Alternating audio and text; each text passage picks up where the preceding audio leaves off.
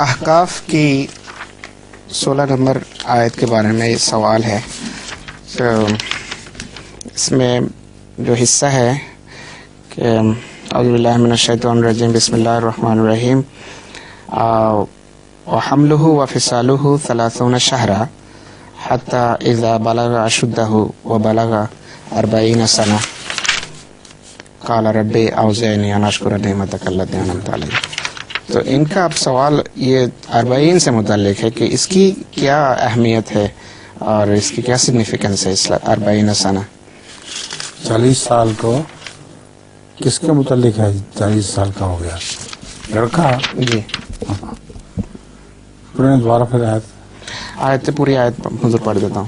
وَوَصَّيْنَا الْإِنسَانَ بِوَالِدَيْهِ إِحْسَانًا حَمَلَتْهُ أُمُّهُ كُرْهًا وَوَضَعَتْهُ كُرْهًا وحمله وفصاله 30 شهرا حتى إذا بلغ أشده وبلغ 40 سنة قال ربي أوزعني أن أشكر نعمتك التي أنعمت علي.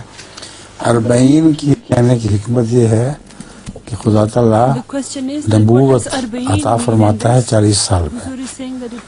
40 سال میں پوری طرح فہم کامل ہو جاتا ہے اور مکمل ہو جاتا ہے. تو ان کو صحیح معنی میں ایک ماں باپ کی قدر جو کرنے والا ہے وہ نبی ہی ہے. وہ جب 40 سال کی عمر کا ہو اور اللہ تعالیٰ اس کو نبوت کا فہم عطا کرے تب وہ خدا تعالیٰ سے دعا کرتا ہے کہ مجھے توفیق دے کہ میں اپنے ماں باپ کی خدمت کروں. جی زمیندار نے اپنے ہاں بہت سے لوگوں کو بلایا ہوا تھا اور پوچھا سب سے کہ آپ میں سے کون کون ہے جو کہ اپنی بیویوں سے ڈرتے ہیں. جو ڈرتے ہیں وہ ایک طرف ہو جائیں اور جو نہیں ڈرتے وہ دوسری طرف جا کے کھڑے ہو جائیں. تو دیکھا گیا کہ اکثریت جو ہے 90% یا زیادہ ڈرتے ہیں یا ڈرتی تھی اپنی بیویوں سے اور صرف ایک شخص تھا جو دوسری طرف کھڑا تھا. تو زمیندار نے پوچھا کہ تم بڑے جرئت آدمی ہو، جرأت مند ہو، کہ کس طرح یہ جرأت پیدا ہوئی آپ میں کہ اپنی بیوی سے نہیں ڈرتے.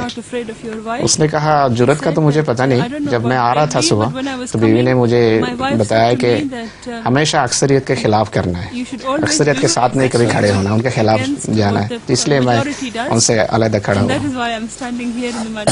ایک اور واقعہ امریکہ کا رواج تھا ایک ریاست میں کہ شادی کے بعد بیوی کو گھوڑی پہ بٹھا کر پیچھے پھر لے کے جایا کرتے تھے. وہاں ایک دوست نے پوچھا کہ تمہاری بیوی تمہارے خلاف بالکل کچھ نہیں کہتی، چوں بھی نہیں کرتی، اور میری بیوی تو بہت بک بک کرتی ہے اور مجھے سمجھ نہیں آتی کہ میں اس کا کیا علاج کروں، تو مجھے ترکیب بتاؤ. اس نے کہا بس وہ ترکیب روز اول ہو سکتی تھی، اب نہیں ہو سکتی. اس نے کہا کیا ہے؟ اس نے کہا ہمارے رواج جو ہے بیوی کو پیچھے بٹھا کے گھوڑی پہ لے کے جاتے ہیں. تو میں نے گھوڑی وہ چنی جو ناخن لیتی تھی، چلتے چلتے ٹھوکر کھاتی تھی. تو میری گھوڑی نے ٹھوکر کھائی تو میں نے کہا دیٹ از ونس. پھر کچھ دیر کے بعد دوبارہ ٹھوکر کھائی. میں نے بیوی کو نیچے اترا اور اس کو گھوڑی کو باندھ کے ایک درخت سے گولی مار دی. بیوی نے تو بہت شور مچایا، مجھے بہت گالیاں دیں کہ بڑے ظالم ہو، ابھی مجھے واپس گھر پہنچاؤ.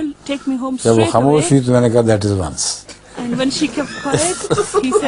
ایک دفعہ کہ وہ دن اور آج کا دن پھر ٹوائس نہیں ہوا اس کے بعد.